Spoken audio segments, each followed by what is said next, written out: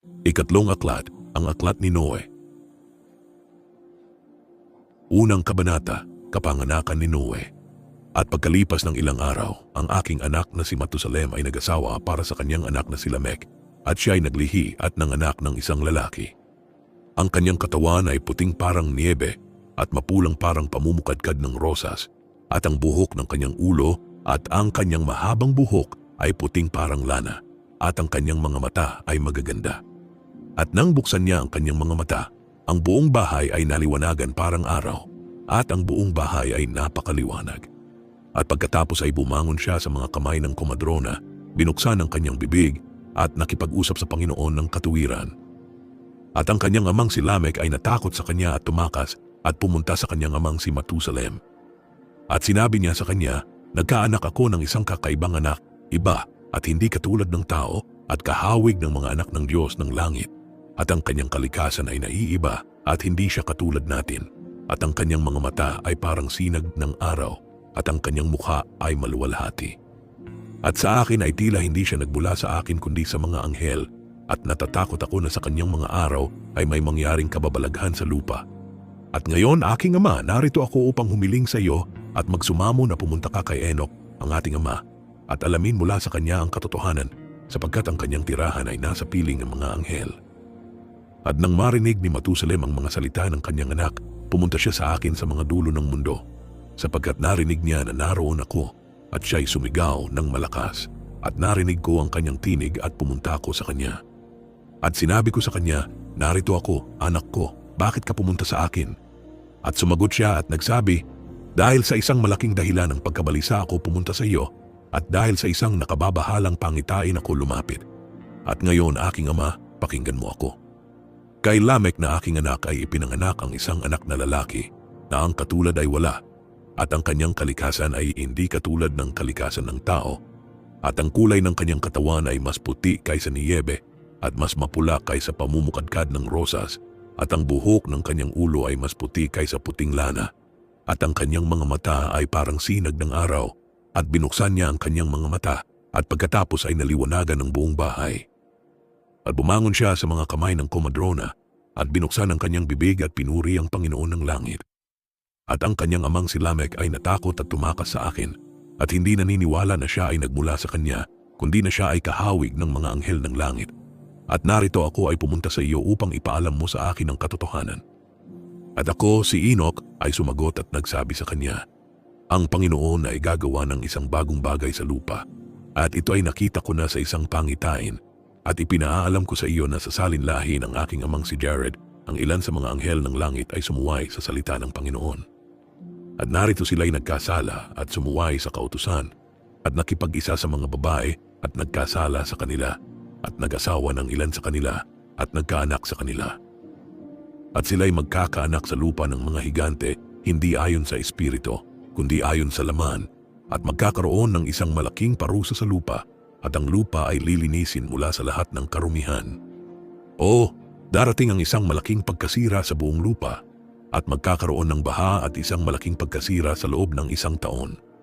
At ang anak na ito na ipinanganak sa iyo ay maiiwan sa lupa, at ang kanyang 3 anak ay maliligtas kasama niya. Kapag ang lahat ng sangkatauhan na nasa lupa ay mamamatay, siya at ang kanyang mga anak ay maliligtas. At ngayon ay ipaalam mo sa iyong anak na si Lamek na siya na ipinanganak ay tunay na kanyang anak, at tawagin ang kanyang pangalan na Noe, sapagkat siya ay iiwan sa iyo. At siya at ang kanyang mga anak ay maliligtas mula sa pagkasira na darating sa lupa dahil sa lahat ng kasalanan at lahat ng kalikuan na matutupad sa lupa sa kanyang mga araw. At pagkatapos niyon ay magkakaroon pa ng higit na kalikuan kaysa sa unang natupad sa lupa, sapagkat alam ko ang mga hiwaga ng mga banal, sapagkat siya, ang Panginoon, ay nagpakita at nagpabatid sa akin, at nabasa ko sa mga tapyas ng langit. At nakita kong nakasulat sa mga ito na salinlahi sa salinlahi ay magkakasala, hanggang sa magising ang isang salinlahi ng katuwiran, at ang pagsalangsang ay masira, at ang kasalanan ay mawala sa lupa, at ang lahat ng uri ng kabutihan ay darating dito. At ngayon, anak ko, pumunta ka at ipaalam mo sa iyong anak na si Lamek na ang anak na ito na ipinanganak ay tunay na kanyang anak, at iyon ay hindi kasinungalingan." Nang marinig ni Matusalem ang mga salita ng kanyang amang si Enoch, sapagkat ipinakita niya sa kanya ang lahat ng bagay ng lihim. Siya ay bumalik at ipinakita sa kanya at tinawag ang pangalan ng anak na iyon na Noe, sapagkat siya ay mag-aaliw sa lupa pagkatapos ng lahat ng pagkasira. Ikalawang kabanata, pagpapatawag kay Enoch. At sa mga araw na iyon nakita ni Noe ang lupa na ito ay lumubog at ang pagkasira nito ay malapit na. At bumangon siya mula doon at pumunta sa mga dulo ng mundo at sumigaw ng malakas sa kanyang lolo na si Enoch. Sinabi ni Noe ng 3 beses ng may mapait na tinig, "Pakinggan mo ako, pakinggan mo ako, pakinggan mo ako." At sinabi ko sa kanya, "Sabihin mo sa akin kung ano ang nangyayari sa lupa na ang lupa ay nasa ganitong masamang kalagayan at nanginginig, baka sakaling ako ay mamatay kasama nito." At pagkatapos ay nagkaroon ng isang malaking kaguluhan sa lupa at may narinig na tinig mula sa langit at ako ay nabuwal sa aking mukha. At ang aking lolong si Enoch ay dumating at tumayo sa tabi ko at sinabi sa akin, "Bakit ka sumigaw sa akin ng may mapait na sigaw at pag-iyak?" Ang isang utos ay lumabas mula sa harapan ng Panginoon tungkol sa mga naninirahan sa lupa na ang kanilang kapahamakan ay natupad sapagkat natutunan nila ang lahat ng lihim ng mga anghel at ang lahat ng karahasan ng mga satanas at ang lahat ng kanilang kapangyarihan ang mga pinakalihim. At ang lahat ng kapangyarihan ng mga nagsasagawa ng pangkukulam at ang kapangyarihan ng panggagaway at ang kapangyarihan ng mga gumagawa ng mga natutunaw na imahen para sa buong lupa at kung paano nagmumula ang pilak mula sa alabok ng lupa at kung paano nagmumula ang malambot na metal sa lupa, sapagkat ang tingga at lata ay hindi nagmumula sa lupa tulad ng una. Ito ay isang bukal na nagpapalabas sa kanila at isang anghel ang nakatayo doon at ang anghel na iyon ay nangunguna. At pagkatapos noon ang aking lolong si Enoch ay hinawakan ako sa aking kamay at itinayo ako at sinabi sa akin, "Pumunta ka sapagkat hiniling ko sa Panginoon ng mga espiritu tungkol sa kaguluhang ito sa lupa." At sinabi niya sa akin, dahil sa kanilang kalikuan ang kanilang paghuhukom ay napagpasyahan at hindi ko ito ipagkakait magpakailanman. Dahil sa mga pangkukulam na kanilang siniyasat at natutunan, ang lupa at ang mga naninirahan dito ay masisira. At ang mga ito, wala silang lugar ng pagsisisi magpakailanman sapagkat ipinakita nila ang nakatago at sila ay mga sinumpa.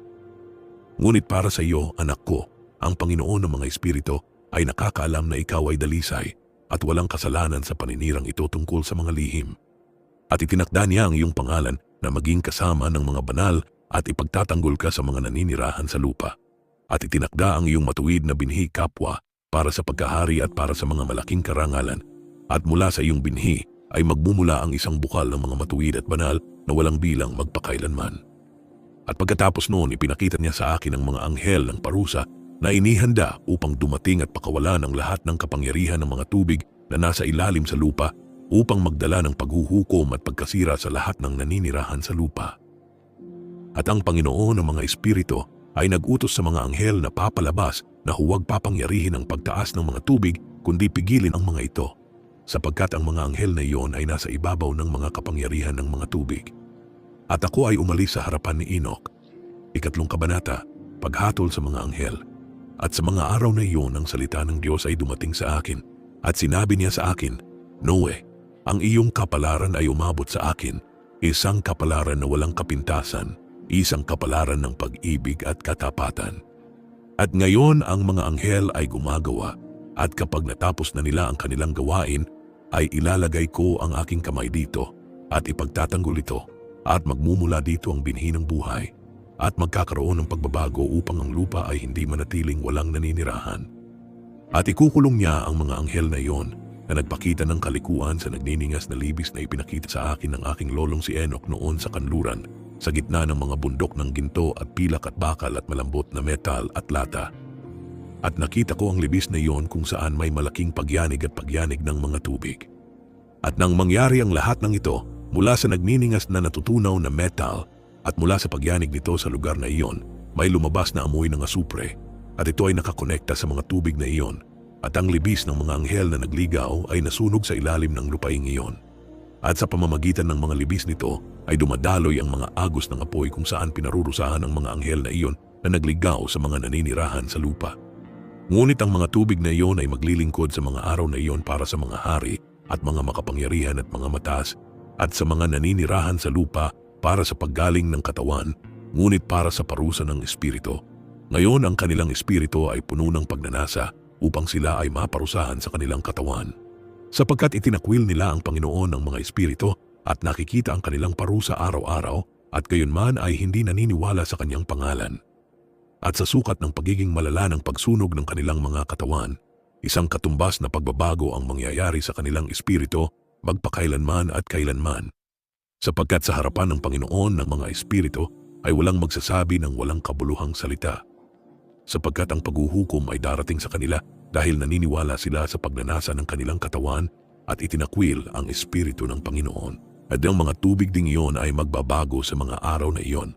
Sapagkat kapag ang mga anghel na iyon ay pinarurusahan sa mga tubig na ito, ang mga bukal na ito ng tubig ay magbabago ng kanilang temperatura. At kapag ang mga anghel ay umakyat, ang tubig na ito ng mga bukal ay magbabago at magiging malamig. At narinig ko si Miguel na sumagot at nagsasabi, ang paghuhukom na ito kung saan hinuhukom ang mga anghel ay isang patotoo para sa mga hari at mga makapangyarihan na nagmamay-ari ng lupa. Dahil ang mga tubig ng paghuhukom na ito ay naglilingkod sa paggaling ng katawan ng mga hari at sa pagnanasa ng kanilang katawan, kaya hindi nila makikita at hindi maniniwala na ang mga tubig na iyon ay magbabago at magiging apoy na nagniningas magpakailanman. Ika-4 na kabanata, mga lihim ng mga talinghaga. At pagkatapos noon ibinigay sa akin ng aking lolong si Eno ang pagtuturo ng lahat ng lihim sa aklat sa mga talinghaga na ibinigay sa kanya at pinagsama-sama niya ang mga ito para sa akin sa mga salita ng aklat ng mga talinghaga. At sa araw na iyon sumagot si Miguel kay Rafael at nagsabi, ang kapangyarihan ng espiritu ay nagpapadala at nagpapanginig sa akin dahil sa kalubhaan ng paghuhukom ng mga lihim, ang paghuhukom ng mga anghel. Sino ang makakatagal sa malubhang paghuhukom na naisagawa at sa harapan nito sila ay natutunaw? At sumagot muli si Miguel at nagsabi kay Rafael, sino siya na ang puso ay hindi pinalambot tungkol dito at ang mga bato ay hindi nabagabag ng salitang ito ng paghuhukom na lumabas laban sa kanila dahil sa mga nagligtas sa kanila? At nangyari na nang siya ay tumayo sa harapan ng Panginoon ng mga espiritu, si Miguel ay nagsabi kay Rafael, hindi ako kikilos para sa kanila sa ilalim ng mata ng Panginoon, sapagkat ang Panginoon ng mga espiritu ay nagalit sa kanila dahil ginagawa nila na parang sila ang Panginoon. Kaya lahat ng nakatago ay darating sa kanila magpakailanman at kailanman. Sapagkat hindi anghel o tao ang magkakaroon ng kanyang bahagi, kundi mag-isa silang tumanggap ng kanilang paghuhukom magpakailanman at kailanman. At pagkatapos ng paghuhukom na ito ay papangyarihin nilang takutin at panginigin sila sapagkat ipinakita nila ito sa mga naninirahan sa lupa. At narito ang mga pangalan ng mga anghel na iyon. Ang una sa kanila ay Samjaza, ang pangalawang Artakifa, at ang pangatlong Armen, ang pang-4 na Kokabel, ang pang-5 Turael, ang pang-6 na Rumjal, ang pang-7 Danjal, ang pang-8 Nikael, ang pang-9 na Barakel, ang pang-10 Azazel, ang pang-11 Armaros, ang pang-12 Batarjal, ang pang-13 Busasehal, ang pang-14 na Hananel, ang pang-15 Turel, at ang pang-16 na Simapisiel, ang pang-17 Jetrel, ang pang-18 Tumael, ang pang-19 na Turel, ang ika-20 Rumael, ang ika-21 Azazel. At ito ang mga pinuno ng kanilang mga anghel at ang kanilang mga pangalan at ang kanilang mga pinuno sa ibabaw ng 100 at sa ibabaw ng 50 at sa ibabaw ng 10. Ang pangalan ng una ay Jekon. Iyon ay ang nagligaw sa mga anak ng Diyos at nagdala sa kanila pababa sa lupa at nagligaw sa kanila sa pamamagitan ng mga anak na babae ng mga tao. At ang pangalawa ay pinangalan ng Asbel. Nagbigay siya ng masamang payo sa mga banal na anak ng Diyos at nagligaw sa kanila upang madungisan ang kanilang mga katawan sa mga anak na babae ng mga tao. At ang pangatlo ay pinangalan ng Gadriel. Siya ang nagpakita sa mga anak ng mga tao ng lahat ng mga hampas ng kamatayan at nagligaw kay Eva at ipinakita ang kalasag at ang baluti at ang espada para sa labanan at lahat ng mga sandata ng kamatayan sa mga anak ng mga tao. At mula sa kanyang kamay ay nagmula laban sa mga naninirahan sa lupa mula sa araw na iyon at magpakailanman. At ang pang-4 ay pinangalan ng Penemue. Itinuro niya sa mga anak ng mga tao ang mapait at ang matamis at itinuro niya sa kanila ang lahat ng lihim ng kanilang karunungan. At tinuruan niya ang sangkatauhan sa pagsulat gamit ang tinta at papel at sa pamamagitan nito ay marami ang nagkasala mula sa walang hanggan hanggang sa walang hanggan at hanggang sa araw na ito. Sapagkat ang mga tao ay hindi nilikha para sa gayong layunin upang bigyan ng kumpirmasyon ang kanilang mabuting pananampalataya gamit ang panulat at tinta. Sapagkat ang mga tao ay nilikha na eksaktong katulad ng mga anghel sa layuning dapat silang manatiling dalisay at matuwid. At ang kamatayan na sumisira sa lahat ay hindi makakapanghawak sa kanila, ngunit sa pamamagitan ng kaalamang ito sila ay napapahamak at sa pamamagitan ng kapangyarihang ito ay kinain ng mga tao. At ang panglima ay pinangalanang Kasdeja. Ito ay siya na nagpakita sa mga anak ng mga tao ng lahat ng masasamang gawa ng mga espiritu at demonyo at ang mga hampas ng sanggol sa sinapupunan upang ito ay mawala at ang mga kagat ng ahas at ang mga hampas na nangyayari sa pamamagitan ng init ng tanghali sa anak ng ahas na pinangalanang Tabaet. At ito ang gawain ni Kasbeel, ang pinuno ng sumpa na ipinakita niya sa mga banal nang siya ay nanirahan sa itaas sa kaluwalhatian. At ang pangalan nito ay Bika. Ang anghel na ito ay humiling kay Miguel na ipakita sa kanya ang nakatagong pangalan upang bigkasin niya ito sa sumpa, upang ang mga iyon ay manginig sa harapan ng pangalan at sumpa na iyon na nagbunyag ng lahat ng nakatago sa mga anak ng mga tao. At ito ang kapangyarihan ng sumpang ito, sapagkat ito ay makapangyarihan at malakas, at inilagay niya ang sumpang ito na akae sa kamay ni Miguel. Ito ang mga lihim ng sumpang ito, at sila ay malakas sa pamamagitan ng kanyang sumpa. Ang langit ay nakabitin bago pa nilikha ang mundo at magpakailanman. At sa pamamagitan nito ang lupa ay itinatag sa ibabaw ng tubig, at mula sa mga lihim na dakong libis ng mga bundok ay nagmumula ang magagandang tubig mula sa pagkalikha ng mundo at hanggang sa walang hanggan. At sa pamamagitan ng sumpang iyon ay nilikha ang dagat, at bilang pundasyon nito ay itinakda niya para dito ang buhangin laban sa panahon ng galit, at hindi ito maglalakas loob na lampasan ito mula sa pagkalikha ng mundo hanggang sa walang hanggan. At sa pamamagitan ng sumpang iyon ang mga kalaliman ay naitatag at nananatili at hindi kumikilos mula sa kanilang lugar mula sa walang hanggan hanggang sa walang hanggan. At sa pamamagitan ng sumpang iyon ang araw at buwan ay nakumpleto ang kanilang pag-ikot at hindi lumihis mula sa kanilang kautusan mula sa walang hanggan hanggang sa walang hanggan.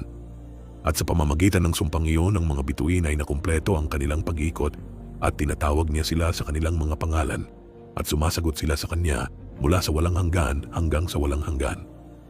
At ang sumpang ito ay makapangyarihan sa kanila at sa pamamagitan nito ang kanilang mga landas ay napangalagaan at ang kanilang pag-ikot ay hindi nasira. At nagkaroon ng malaking kagalakan sa gitna nila at pinuri at niluwalhati at itinampok nila sapagkat ang pangalan ng anak ng tao na iyon ay nabunyag sa kanila. At siya ay umupo sa luklukan ng kanyang kaluwalhatian at ang kabuuan ng paghuhukom ay ibinigay sa anak ng tao at pinaraan niya ang mga makasalanan at sinira mula sa ibabaw ng lupa at ang mga nagligaw sa mundo. Sa mga kadena ay gagapusin sila at sa kanilang lugar ng kapahamakan ay ikukulong at lahat ng kanilang mga gawa ay mawawala sa ibabaw ng lupa. At mula ngayon ay wala nang masisira sapagkat ang anak ng tao na iyon ay nagpakita at naupo sa luklukan ng kanyang kaluwalhatian. Lahat ng kasamaan ay mawawala sa harapan ng kanyang mukha at ang salita ng anak ng tao na iyon ay lalabas at magiging malakas sa harapan ng Panginoon ng mga espiritu.